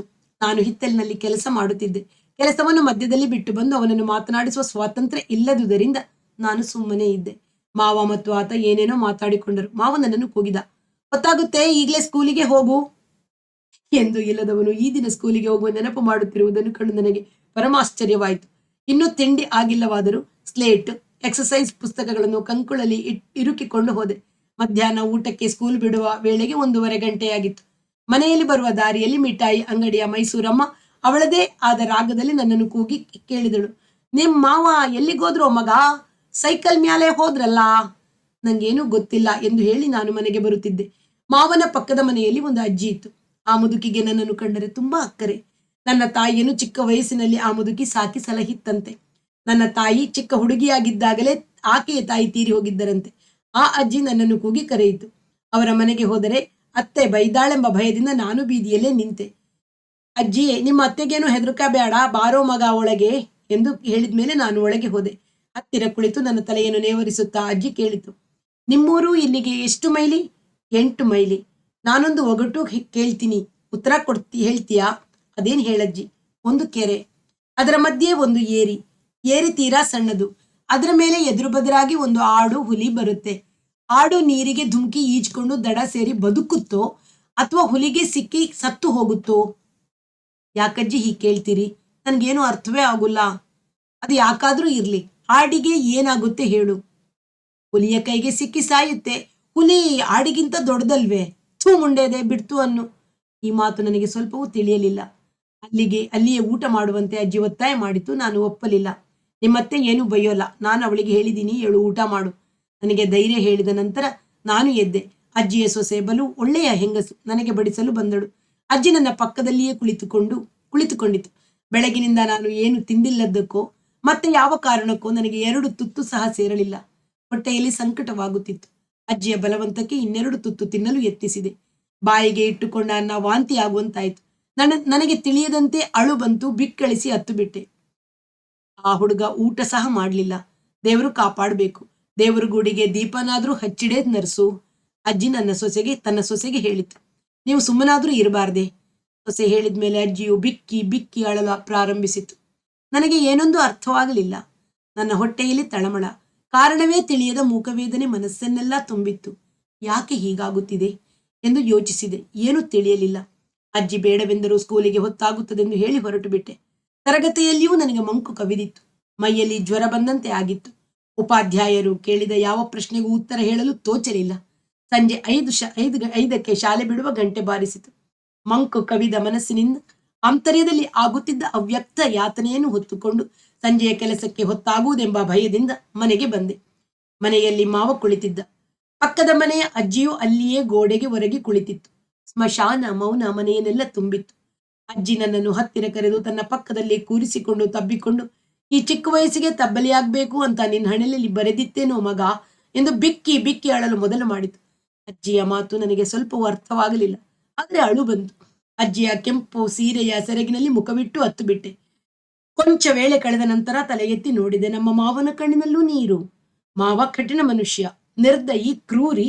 ಅವನ ಎದೆ ಸೀಳಿದರು ಹುಡುಕಿದರು ಮೃದುತ್ವವು ಸಾಸಿವೆಯಷ್ಟು ಇಲ್ಲವೆಂದು ನಾನು ತಿಳಿದಿದ್ದೆ. ಅಂಥವನು ಅಳುತ್ತಿದ್ದಾನೆ, ಕಾರಣವಾದರೂ ಏನು? ನಾನು ವಿಸ್ಮಯದಿಂದ ಅವನನ್ನು ನೋಡುತ್ತಾ ಕುಳಿತೆ. ಅಜ್ಜಿಯೇ ನಿಧಾನವಾಗಿ ಹೇಳಿತು, ನಿಮ್ಮಮ್ಮ ಹೋಗಿಬಿಟ್ಲಲ್ಲೋ ಮಗು. ನಮ್ಮಮ್ಮ ಎಂದ್ರೆ? ನನ್ನ ತಾಯಿ ಹೋಗಿಬಿಟ್ಲು ಅಂದ್ರೆ? ಪ್ಲೇಗ್ನಲ್ಲಿ ಸತ್ತು ಹೋದಳಪ್ಪ. ಬೆಳಿಗ್ಗೆ ನಿಮ್ಮೂರಿಂದ ಆಳು ಕಳಿಸಿದ್ರು, ಪ್ಲೇಗಿನ ಊರಿಗೆ ನಿನ್ ಕರ್ಕೊಂಡ್ ಬರಬೇಡಿ, ನನ್ ಮಗ ಮಾತ್ರ ಕ್ಷೇಮವಾಗಿರ್ಬೇಕು ಅಂತ ನಿನ್ನಮ್ಮ ಹೇಳಿದ್ಲಂತೆ. ನಿಮ್ಮ ಮಾವ ಒಬ್ನೇ ಹೋದ. ಹೋಗೋ ಹೊತ್ತಿಗೆ ಎಲ್ಲ ಆಗಿತ್ತು. ಮುಖಾನೂ ಸಿಕ್ಲಿಲ್ಲ. ಹೋಗಿ ತಂಗಿಗೆ ಬೆಂಕಿ ಕೊಟ್ಟು ಬಂದ. ಚಿಕ್ಕ ವಯಸ್ಸಿನ ಅವಳು ಹೋಗೋ ಬದಲು ಮುದಿಗೊರಡು ನಾನಾದ್ರೂ ಹೋಗಿದ್ರೆ. ಮಾವನ ಪಂಚೆ ತುದಿಯಲ್ಲಿ ಕಣ್ಣೊರೆಸಿಕೊಳ್ಳುತ್ತಿದ್ದ. ನನಗೆ ಮಾತ್ರ ಕಣ್ಣೀರು ಪೂರ್ತಿಯಾಗಿ ಇಂಗಿ ಹೋಗಿತ್ತು. ನನ್ನ ಅಮ್ಮ, ನನ್ನನ್ನು ಅತ್ಯಂತ ಗಾಢವಾಗಿ ಪ್ರೀತಿಸುತ್ತಿದ್ದ ಒಂದೇ ಒಂದು ವ್ಯಕ್ತಿ ಸತ್ತು ಹೋಗಿದ್ದಳು. ಕುಳಿತಿದ್ದವನು ಮೇಲೆ ಎದ್ದೆ, ಹೊರಗೆ ಹೊರಟೆ. ಹಿಂದಿನಿಂದ ಬಂದು ನನ್ನ ಕೈ ಹಿಡಿದು ಮಾವ ಕೇಳಿದ, ಎಲ್ಲಿಗೆ ಹೋಗ್ತೀಯಾ? ನನ್ನ ಕೈ ಬಿಡು, ನಮ್ಮ ಊರಿಗೆ ಹೋಗ್ತೀನಿ. ಹೋಗಿ ಏನ್ ಮಾಡ್ತೀಯಾ? ಊರಿಗೆ ಹೋಗಿ ನಾನು ಮಾಡುವುದಾದರೂ ಏನು? ಅಮ್ಮನನ್ನು ಸುಟ್ಟೂ ಆಗಿದೆ. ನೇರವಾಗಿ ಮನೆಯ ಒಳಗೆ ಹೋದೆ. ಮಾವನೇ ನನಗೆ ನೀರು ಹಾಕಿ ಸ್ನಾನ ಮಾಡಿಸಿದ. ಇದು ಆದ 7 ದಿನಕ್ಕೆ ಮಾವ ನನ್ನನ್ನು ನಮ್ಮ ಊರಿಗೆ ಕರೆದುಕೊಂಡು ಹೋದ. ನಾನೇ ತಾನೆ ತಾಯಿಗೆ ಸ್ವರ್ಗದ ಬಾಗಿಲು ತೆರೆಸುವ ಪುಣ್ಯದ ಮಗು. ಶ್ರಾದ್ದ ಕರ್ಮ ಮುಗಿದ ಮರುದಿನ ಮಾವ ನನ್ನನ್ನು ನನ್ನ ಊರಿಗೆ ಕರೆದುಕೊಂಡು ಬಂದ. ಸುಖ ದುಃಖ ನನಗೆ ಏಕರೀತಿಯಾಗಿತ್ತು. ಯಾವುದು ಹೆಚ್ಚಿಲ್ಲ, ಯಾವುದು ಕಡಿಮೆಯಲ್ಲ. ಆದರೆ ಅಮ್ಮನ ಸಾವಿನಿಂದ ಮಾವನ ಮನೆಯಲ್ಲಿ ಕೊಂಚ ಬದಲಾವಣೆಯಾಗಿತ್ತು. ಮಾವ ಹೊಡೆಯುವುದರಲ್ಲಿ ಇನ್ನೂ ಸ್ವಲ್ಪ ರಿಯಾಯಿತಿ ತೋರಿಸಿದ್ದ. ಅತ್ತೆ ಬೈಯುವುದನ್ನು ರೂಪಾಯಿಗೆ 1 ಆಣೆಯಷ್ಟು ಕಡಿಮೆ ಮಾಡಿದ್ದಳು. 1 ತಿಂಗಳು ಕಳೆದಿತ್ತು. ಶಾಲೆಗೆ ಹೋಗುತ್ತಿದ್ದೆ, ಮನೆಗೆ ಬರುತ್ತಿದ್ದೆ. ಇತ್ತೀಚೆಗೆ ನನಗೆ ತಿಳಿಯದಂತೆ ನನ್ನಲ್ಲಿ ಒಂದು ಬದಲಾವಣೆಯಾಗಿತ್ತು. ಅಮ್ಮ ಬದುಕಿದ್ದಾಗ ಮಾವನೆಂದರೆ ಯಮನನ್ನು ಕಂಡ ಪಾಪಿ ಜೀವಿಯಂತೆ ಹೆದರಿ ನಡುಗುತ್ತಿದ್ದೆ. ಈಗ ಆ ಹೆದರಿಕೆ ಹರಿದು ಮಾಯವಾಗಿತ್ತು. ಹಿಂದೆ ಪಡುತ್ತಿದ್ದ ಭಯದ ಮಸುಕು ಛಾಯೆ ಉಳಿದಿತ್ತೇ ವಿನ ಹೊಸತಾದ ಭಯವೆಂದು ಎಂಬುದು ಕೊಂಚವೂ ಇರಲಿಲ್ಲ. ಅವನು ಕೊಡುತ್ತಿದ್ದ ಬಿಸಿ ಏಟಿಗೆ ನಾನು ಬೆಲೆ ಕೊಡುತ್ತಿರಲಿಲ್ಲ. ಮೊಂಡು ಬಿದ್ದ ಕೋಣನಂತೆ. ಅವನು ಬೇಡವೆಂದರು ಜೊತೆಯ ಹುಡುಗರೊಂದಿಗೆ ಈಜಲು ಹೋಗುವಷ್ಟು ಸಾಹಸ ಇತ್ತೀಚೆಗೆ ನನ್ನಲ್ಲಿ ಹುಟ್ಟಿತ್ತು. ರಜವಿದ್ದ ದಿನ ಮಧ್ಯಾಹ್ನ ದನ ಕಾಯಲು ಬೋರೆಗೆ ಹೋಗುತ್ತಿದ್ದೆ. ಉಳಿದ ದನ ಕಾಯುವ ಹುಡುಗರೊಡನೆ ಬೀಡಿ ಸೇದಲು ಪ್ರಾರಂಭಿಸಿದೆ. ಮಾವನೇ ನನಗೆ ಅದರಲ್ಲಿ ಮೇಲ್ಪಂಕ್ತಿ. ಒಂದು ಮಧ್ಯಾಹ್ನ ಬಿಸಿಲಿನಲ್ಲಿ ನಡೆದು ಬಹಳ ಬಾಯಾರಿಕೆಯಾಗಿತ್ತು. ಪಕ್ಕದಲ್ಲಿಯೇ ತೆಂಗಿನ ತೋಟವಿತ್ತು. ಅದು ನನ್ನ ಮೇಷ್ಟರದು. ಯಾರದ್ದಾದರೆ ನನಗೇನು? ಮರ ಹತ್ತಿ 3 ಎಳನೀರು ಕಿತ್ತು ಕುಡಿದೆ. ನಂಜುಂಡ ಮೇಸ್ಟರ್ ಎಂದು ಅವರ ಹೆಸರು. ಅದೇ ಅವರ ಸ್ವಂತ ಊರು. ಚಿಕ್ಕ ವಯಸ್ಸಿನಲ್ಲೇ ನನ್ನ ತಾಯಿಯ ಸಂಗಡ ಆಡಿ ಬೆಳೆದವರಂತೆ. ನನ್ನನ್ನು ಕಂಡರೆ ವಿಶೇಷ ವಾತ್ಸಲ್ಯ. ತರಗತಿಯಲ್ಲಿಯೂ ಅಷ್ಟೇ. ಅವರು ಕೇಳಿದ ಪ್ರಶ್ನೆಗೆ ಉತ್ತರ ಹೇಳಿದ ತಕ್ಷಣ ನನ್ನನ್ನು ಭೇಷ್ ಎನ್ನುತ್ತಿದ್ದರು. ತಪ್ಪು ಉತ್ತರ ಹೇಳಿದಾಗಲೂ ನನ್ನನ್ನು ಹೊಡೆಯುತ್ತಿರಲಿಲ್ಲ. ಸಾಕಷ್ಟು ಹೊಡೆತವು ದಿನವೂ ನನಗೆ ಮನೆಯಲ್ಲಿಯೇ ದೊರೆಯುವುದೆಂಬುದು ಅವರಿಗೆ ತಿಳಿದಿತ್ತು. ಆದರೆ ಮಾವನ ಇತರ ವ್ಯವಹಾರದಲ್ಲಿ ನಾನು ಪಟ್ಟಶಿಷ್ಯನಾಗುತ್ತಿದ್ದೇನೆ ಎಂಬುದು ಅವರಿಗೆ ಗೊತ್ತಿರಲಿಲ್ಲ. ಒಂದು ದಿನ ಶಾಲೆ ಮುಗಿದ ಮೇಲೆ ಅವರು ನನ್ನನ್ನು ತನ್ನ ಮನೆಗೆ ಕರೆದುಕೊಂಡು ಹೋದರು. ತಿಂಡಿ ಕೊಟ್ಟರು. ತಿನ್ನಲು ನನಗೆ ಸಂಕೋಚ. ತಿಂಡಿಯನ್ನು ಕೈಗೆ ಕೊಟ್ಟು ಮೇಷ್ಟರು ಪಕ್ಕದಲ್ಲಿಯೇ ಕುರಿಸಿಕೊಂಡು ಕುಳಿತುಕೊಂಡರೆ ನನಗೆ ತಿನ್ನುವುದಕ್ಕಾದರೂ ಹೇಗೆ ಆದೀತು. ನಿಧಾನವಾಗಿ ಮುಗಿಸಿದ ಮೇಲೆ ಅವರು ಹೇಳಿದರು, ನಾನು ಒಂದು ಮಾತು ಕೇಳ್ತೀನಿ, ನಿಜವಾದ ಉತ್ತರ ಹೇಳ್ತೀಯಾ? ಹೇಳ್ತೀನಿ ಸಾರ್. ನೀನು ಒಳ್ಳೆಯ ಹುಡುಗ ಅಂತ ನನಗೆ ಗೊತ್ತಿದೆ. ನಿಮ್ಮಮ್ಮ ತುಂಬಾ ಒಳ್ಳೆಯವರಾಗಿದ್ರು. ಅವ್ರ ಮಗ ಅಂದ್ರೆ ನೀನೂ ಒಳ್ಳೆಯವನೇ ಎಂದು ನನ್ನ ಗುಣಗಾನ ಮಾಡಿದರು. ನೋಡು, ನೀನು ಕ್ಲಾಸಿಗೆಲ್ಲ ಫಸ್ಟ್ ಬರುವಷ್ಟು ಬುದ್ಧಿವಂತ. ಆದರೂ ನಿನಗೆ ಓದೋಕೆ ಬಿಡುವಿಲ್ಲ. ಆದ್ರೆ ನಿಮ್ಮ ಮಾವನ ಗುಣ ನಿನಗೆ ಬರ್ತಾ ಇದೆ. ನೀನ್ ಮೊನ್ನೆ ನಮ್ಮ ತೋಟದಿಂದ ಎಳನೀರು ಕೇಳಲಿಲ್ವೇ? ನಾನು ತಕ್ಷಣ ಪೆಚ್ಚಾದೆ. ಎಳನೀರು ಕಿತ್ತಾಗ ಅಲ್ಲಿ ಯಾರೂ ಇರಲಿಲ್ಲ. ಕುಡಿದಾದ್ಮೇಲೆ ಬುರುಡೆಗಳನ್ನ ಬಾವಿಗೆ ಹಾಕಿದ್ದೆ. ಇವರು ಅದನ್ನ ಹೇಗ್ ಪತ್ತೆ ಮಾಡಿದ್ರು? ಎಳ್ನೀರು ಕಿತ್ತೆ ಅಂತ ನಾನು ಬೈಯೋಲ್ಲ, ನಿಜ ಹೇಳು. ಹೌದು ಸರ್. 1-2 ನಿಮಿಷದ ಮೌನವಾಗಿದ್ದ ನಂತರ ನಿಧಾನವಾಗಿ ಅವರು ಹೇಳಿದರು, ಅದು ನಿಂದೆಲ್ಲ ತಪ್ಪು. ಮಾವನ ವಿದ್ಯೆ ನಿನಗೂ ಬರ್ತಾ ಇದೆ. ವಾತಾವರಣ ಮುಖ್ಯ. ಆಗಲಿ, ನೀನು ಮನೆಗೆ ಹೋಗು. ಆ ದಿನದಿಂದ ನಾನು ಆಗಾಗ್ಗೆ ಮೇಷ್ಟ್ರ ಮನೆಗೆ ಹೋಗಿ ಬರ್ತಿದ್ದೆ. 1 ವಾರ ಕಳೆದ ಮೇಲೆ ಅವರು ಹೇಳಿದರು, ನೀನು ಇಲ್ಲಿಯೇ ಇದ್ರೆ ಕೆಟ್ಟು ಹೋಗ್ತೀಯಾ? ನರಸಾಪುರದಲ್ಲಿ ನನ್ನ ಸ್ನೇಹಿತರೊಬ್ಬರಿದ್ದಾರೆ, ಸ್ವಾಮಿ ಅಂತ, ಮಿಡ್ಲ್ ಸ್ಕೂಲ್ ಮೇಷ್ಟ್ರು. ಅವರಿಗೆ ಕಾಗದ ಬರೆದಿದ್ದೀನಿ. ಈ ಊರು ಬಿಟ್ಟು ನೀನು ಹೋಗು ಅಲ್ಲಿಗೆ. ನಿನಗೆ ದಾರಿ ತೋರಿಸ್ತಾರೆ. ಊಟಕ್ಕೆ ವಾರಾನ್ನ ಮಾಡ್ಕೊ, ನೀನು ಬುದ್ಧಿವಂತನೂ ಆಗ್ತೀಯ, ಯೋಗ್ಯ ಮನುಷ್ಯನೂ ಆಗ್ತೀಯ. ಈ ಕಳ್ಳರ ಮನೆ ನೀನು ಬಿಡದೇ ಇದ್ರೆ ನೀನು ಕಳ್ಳನಾಗಿ ಹಾಳೋಗೋದು ಖಂಡಿತ. ಇಷ್ಟು ಹೇಳಿ ಮೇಷ್ಟ್ರು ಒಳಗೆ ಹೋದ್ರು. ನಾನು ಏನು ಯೋಚಿಸ್ಲಿಲ್ಲ. ಇದ್ದಕ್ಕಿದ್ದಂತೆ ಹೊರಟು ಮನೆಗೆ ಬಂದೆ. ಮಾವ ಬೀಡಿ ಸೇರ್ತಾ ಕೂತಿದ್ದ. ನನ್ನನ್ನು ಕಂಡೊಡನೆ ಗರ್ಜಿಸಿದ. ಮಾಡೋ ಕೆಲಸ ಬಿಟ್ಟು ಎಲ್ಲಿ ಹೋಗಿದ್ಯೋ ಬಡವಾ? ಆ ಮನೆಯನ್ನೇ ಬಿಟ್ಟು ಹೊರಡುವ ನನಗೆ ಏತರ ಭಯ. ನೇರವಾಗಿ ಅವನ ಮುಂದೆ ನಿಂತು ಹೇಳಿದೆ, ನಾನು ಈ ಊರು ಬಿಟ್ಟು ಹೋಗ್ತೀನಿ. ಎಲ್ಲಿಗೆ ಹೋಗ್ತೀಯಾ? ನರಸಾಪುರಕ್ಕೆ. ಅಲ್ಲೇ ಓದ್ತೀನಿ. ಇಲ್ಲಿ ಏನಾಗಿದೆ ನಿನಗೆ? ನಾನು ನಿನ್ ಮನೆಯಲ್ಲಿ ಇರೋಲ್ಲ. ಇಲ್ಲಿದ್ರೆ ನಾನು ಕೆಟ್ಟು ಹಾಳಾಗ್ತೀನಿ. ಸಾಮಾನ್ಯ ದಿನದಲ್ಲಿ ಆಗಿದ್ರೆ ಕ್ರೂರ ಯಜಮಾನನ ಎದುರು ನಿಂತು ಇಷ್ಟು ಮಾತನಾಡುವ ಎದೆಗುಂಡಿಗೆ ನನಗೆ ಇರುತ್ತಿರಲಿಲ್ಲ. ಆ ದಿನ ಅದು ಅವಶ್ಯಕತೆ ತುಂಬಿತ್ತು. ನಾನು ದಿಟ್ಟನಾಗಿದ್ದೆ. ನಮ್ಮೂರಿನಲ್ಲಿ ಸೇನಾಧಿಪತಿಯಾಗಿದ್ದಾಗ ಇದ್ದ ಧೈರ್ಯ ಬಂದಿತ್ತು. ಮಾವನ ಕಣ್ಣುಗಳು ಅವನು ಸೇದುತ್ತಿದ್ದ ಬೀಡಿಯ ತುದಿಯ ಕೆಂಪಿನ ಬೆಂಕಿಯಷ್ಟೇ ಕೆಂಪಾದು. ಅವನು ನನಗಾಗಿ ಇಟ್ಟಿದ್ದ ಬೆತ್ತವನ್ನು ಎಳೆದುಕೊಳ್ಳಲು ತೊಲೆಯ ಹತ್ತಿರ ಹೋದ. ಇವತ್ತು ನನ್ನ ಹೊಡಿ, ನಿನ್ ಗತಿ ಕಾಣಿಸ್ತೀನಿ ಅಂತ ನಾನು ಕಿರಿಚಿದೆ. ಕೆಟ್ಟ ಅವಾಚ್ಯ ಬೈಗಳು ನನ್ನ ಬಾಯಿಂದ ಧಾರಾಳವಾಗಿ ಹೊರಬಿದ್ದವು. ಮಾವ ಗರಬಿಡಿದವನಂತೆ ಸುಮ್ಮನೆ ನಿಂತ. ನನ್ನ ಅಂಗಿ, ಚಡ್ಡಿ, ದುಪ್ಪಟ್ಟಿಗಳನ್ನು ಜೋಡಿಸಿಕೊಂಡು ಮನೆಯಿಂದ ಹೊರಬಿದ್ದೆ. ಮಾವ ನಿಂತೇ ಇದ್ದ. ಪಕ್ಕದ ಮನೆಯ ಅಜ್ಜಿಗಾದರೂ ಹೇಳಿ ಹೋಗೋಣವೆಂಬ ಯೋಚನೆ ಮನಸ್ಸಿನಲ್ಲಿ ಬಂತು. ಹಾಗೆ ಮಾಡಲಿಲ್ಲ. ಬೇಗ ನರಸಾಪುರಕ್ಕೆ ಹೋಗಬೇಕು. ಆತುರ ನನ್ನನ್ನು ಮುಂದೆ ತಳ್ಳಿತು. ಆಗಲೇ ಸಂಜೆಯಾಗಿತ್ತು. ಊರ ಮನೆಗಳಲ್ಲಿ ದೀಪ ಹತ್ತಿಸಿದ್ದರು. ಅಲ್ಲಿಗೆ ನರಸಾಪುರ 8 ಮೈಲಿಯ ದೂರ. ಅಮಾವಾಸ್ಯೆಯ ದಿನಗಳಾದುದರಿಂದ ಕತ್ತಲೆ ಕವಿಯುತ್ತಿತ್ತು. ನೇರವಾದ ರಸ್ತೆ ಇದ್ದುದರಿಂದ ಭೂತ ಹಿಡಿದವನಂತೆ ನಡೆಯಲು ಪ್ರಾರಂಭಿಸಿದೆ. ಕತ್ತಲೆ ಎಂದು ಮನಸ್ಸಿನಲ್ಲಿ ಭಯವಿರಲಿಲ್ಲ. ನನ್ನವರು ಯಾರೂ ಇಲ್ಲದ ಊರಿಗೆ ಹೋಗುತ್ತಿರುವೆನೆಂಬ ಕಳವಳವಿರಲಿಲ್ಲ. ಮುಂದೇನು ಎಂಬ ಪ್ರಶ್ನೆಯೂ ಇರಲಿಲ್ಲ. ಅಗಾಧವಾದ ಒಂದು ಸಿದ್ಧಿಯನ್ನು ಪಡೆದಷ್ಟು ಹರ್ಷದಿಂದ ಮನಸ್ಸು ತುಂಬಿ ಹೋಗಿತ್ತು. ನಾನು ಕೆಟ್ಟ ಮನುಷ್ಯನಾಗುವುದು ತಪ್ಪಿತ್ತು. ಹಾಗೆಂದು ಮೇಷ್ಟರೇ ಹೇಳಿದ್ದರು. ಯಾವ ಯೋಚನೆಯೂ ಇಲ್ಲದೆ ರಾತ್ರಿ 10ರ ವೇಳೆಗೆ ನರಸಾಪುರಕ್ಕೆ ಬಂದೆ. ಊರ ಮುಂದೆ ಒಂದು ಕೊಳವಿತ್ತು. ಕೈಕಾಲು ತೊಳೆದುಕೊಳ್ಳಲು ಅದರಲ್ಲಿ ಇಳಿದೆ. ಬಲಗಾಲಿನ 2 ಬೆರಳುಗಳು ಚುರುಚುರನೆ ಉರಿಯಲು ಶುರುವಾದವು. ಅದನ್ನು ಲೆಕ್ಕಿಸದೆ ಹಾಗೆಯೇ ಊರೊಳಗೆ ಹೋದೆ. ಆಗ ಆ ಊರಿನಲ್ಲಿ ವಿದ್ಯುತ್ ದೀಪವಿರಲಿಲ್ಲ. ಪಂಚಾಯಿತಿಯವರು ಮುಖ್ಯ ಬೀದಿಗಳಲ್ಲಿ ಪೆಟ್ರೋಮ್ಯಾಕ್ಸ್ ದೀಪ ಹೊತ್ತಿಸಿದ್ದರು. ಹಿಂದೆ ಒಂದು ಸಲ ನೋಡಿದ್ದೆನಾದ್ದರಿಂದ ಆ ಗ್ರಾಮದ ಬೀದಿಗಳ ಮಟ್ಟಿಗೆ ನನಗೆ ಗುರುತಿತ್ತು. ಊರಿನ ನಡುವೆ ಇರುವ ದೇವಸ್ಥಾನದ ಬಳಿಗೆ ಬಂದೆ. ದೇವಾಲಯದ ಬಾಗಿಲಿನಲ್ಲಿ ಇನ್ನೂ ಉರಿಯುತ್ತಿದ್ದ ದೀಪದ ಬೆಳಕಿನಲ್ಲಿ ಕಾಲನ್ನು ನೋಡಿಕೊಂಡೆ. ಕತ್ತಲಲ್ಲಿ ಎಲ್ಲಿಯೋ ಎಡವಿ 2 ಬೆರಳುಗಳಲ್ಲಿಯೂ ರಕ್ತ ಹರಿದು ಹೆಪ್ಪುಗಟ್ಟಿತ್ತು. ನಾನು ಗಮನಿಸಿರಲಿಲ್ಲ. ಕಣ್ಣಿನಲ್ಲಿ ನಿದ್ರೆ ತೂಗುತ್ತಿತ್ತು. ಇದ್ದ ಬಟ್ಟೆಗಳನ್ನು ತಲೆಯಡಿಗೆ ಇಟ್ಟುಕೊಂಡು ದೇವಾಲಯದ ಜಗುಲಿಯ ಶುಭ್ರವಾದ ಕರಿಯ ಕಲ್ಲಿನ ಮೇಲೆ ಮಲಗಿದೆ. ಬೇಗ ನಿದ್ರೆ ಕವಿಯಿತು. ಬೆಳಿಗ್ಗೆ ಎಚ್ಚರವಾದಾಗ ಚಳಿಯಾಯಿತು. ತಕ್ಷಣ ಎದ್ದು ಕುಳಿತೆ. ತಲೆಯ ತುಂಬ ಯೋಚನೆ ತುಂಬಿಕೊಂಡಿತ್ತು. ಈ ಊರಿನಲ್ಲಿ ಏನು ಮಾಡುವುದು? ಯಾರನ್ನು ನೋಡುವುದು? ಮಾವನ ಮನೆಯಲ್ಲಿ ಇರುವವರೆಗೆ ಊಟ ತಿಂಡಿ ಯೋಚನೆಯಂತೂ ಇರಲಿಲ್ಲ. ಈಗ ಅದೇ ಮೊದಲನೇ ಪ್ರಶ್ನೆಯಾಗಿದೆ. ನಂಜುಂಡ ಮೇಷ್ಟರು ಹೇಳುವುದೇ ತಡ ಇಲ್ಲಿಗೆ ಬಂದು ಬಿಟ್ಟೆ. ಅವರು ಇನ್ನೂ ಯಾವುದನ್ನು ಸರಿಯಾಗಿ ವ್ಯವಸ್ಥೆ ಮಾಡಿರಲಿಲ್ಲ. ಹೋಗು ಎಂದು ಕೊನೆಯದಾಗೂ ಹೇಳಿಯೂ ಇರಲಿಲ್ಲ. ಅಷ್ಟರಲ್ಲಿ ಆತುರಪಟ್ಟು ಓಡಿ ಬಂದಿದ್ದೇನೆ. ಮುಂದೆ ಗತಿ? ಅವರ ಸ್ನೇಹಿತರು ಮೇಷ್ಟ್ರೆ. ಅವರ ಹೆಸರು ಸ್ವಾಮಿ ಎಂಬುದಷ್ಟು ನೆನಪಿತ್ತು. ಯಾರನ್ನೋ ಕೇಳಿಕೊಂಡು ಸ್ವಾಮಿ ಮೇಷ್ಟ್ರ ಮನೆಗೆ ಹೋದೆ. ಮೇಷ್ಟ್ರು ಮನೆಯಲ್ಲಿ ಇದ್ದರು. ಮನೆಯ ಅಂಗಳದಲ್ಲಿ ಸುಮಾರು 20 ಜನ ಶಿಷ್ಯರು ಪ್ರೈವೇಟ್ ಪಾಠಕ್ಕೆ ಬಂದಿದ್ದರು. ಒಳಗೆ ಹೋಗಿ ಮೇಷ್ಟರಿಗೆ ನಮಸ್ಕರಿಸಿದೆ. ಸಾದಾ ಗಪ್ಪು ಬಣ್ಣದ ಮಟ್ಟವಾದ ಆಳು, 30ರ ವಯಸ್ಸು. ಮುಖದಲ್ಲಿ ನನಗೆ ಭರವಸೆ ಮೂಡಿಸುವಂತಹ ತುಂಬು ನಗೆ. ಕೊರಳಿನಲ್ಲಿದ್ದ ಶಿವದಾರ ಶರ್ಟಿನ ಕಾಲರ್ನಿಂದ ಹೊರಗೆ ಕಾಣಿಸುತ್ತಿತ್ತು. ಯಾರಪ್ಪ ಮಗು ನೀನು? ನಾಗೂರಿನಿಂದ ಬಂದೆ ಸರ್. ನಂಜುಂಡ ಮೇಷ್ಟ್ರು ಕಳಿಸಿದ್ರು. ಬಾ ಕೂತ್ಕೋ.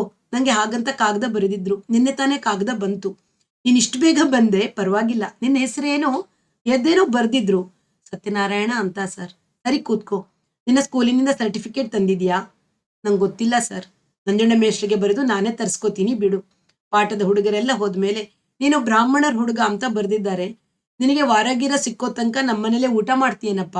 ನಾವು ಲಿಂಗಾಯತ್ರು ಎಂದರು ಸ್ವಾಮಿ ಮೇಷ್ಟ್ರು. ನಾನು ಕೊಂಚ ಅನುಮಾನಿಸಿದನ್ನು ನೋಡಿ ಅವರೇ ಮತ್ತೆ ಪರವಾಗಿಲ್ಲ ಬಿಡು, ನಮ್ಮನೆ ರೂಮಿನಲ್ಲೇ ಅಡಿಗೆ ಮಾಡ್ಕೊಳ್ಳುವಂತೆ ಅಂತ ಅಂದರು. ಮುಂದಿನ ಭಾಗವನ್ನು ಮತ್ತೆ ಕೇಳೋಣ. ಅಲ್ಲಿಯವರೆಗೆ ಎಲ್ಲರಿಗೂ ಪ್ರೀತಿಯ ನಮಸ್ಕಾರ. ವಾಸವಿ ಸಾಹಿತ್ಯ ಕಲಾವೇದಿಕೆ ಸುಳ್ಯ.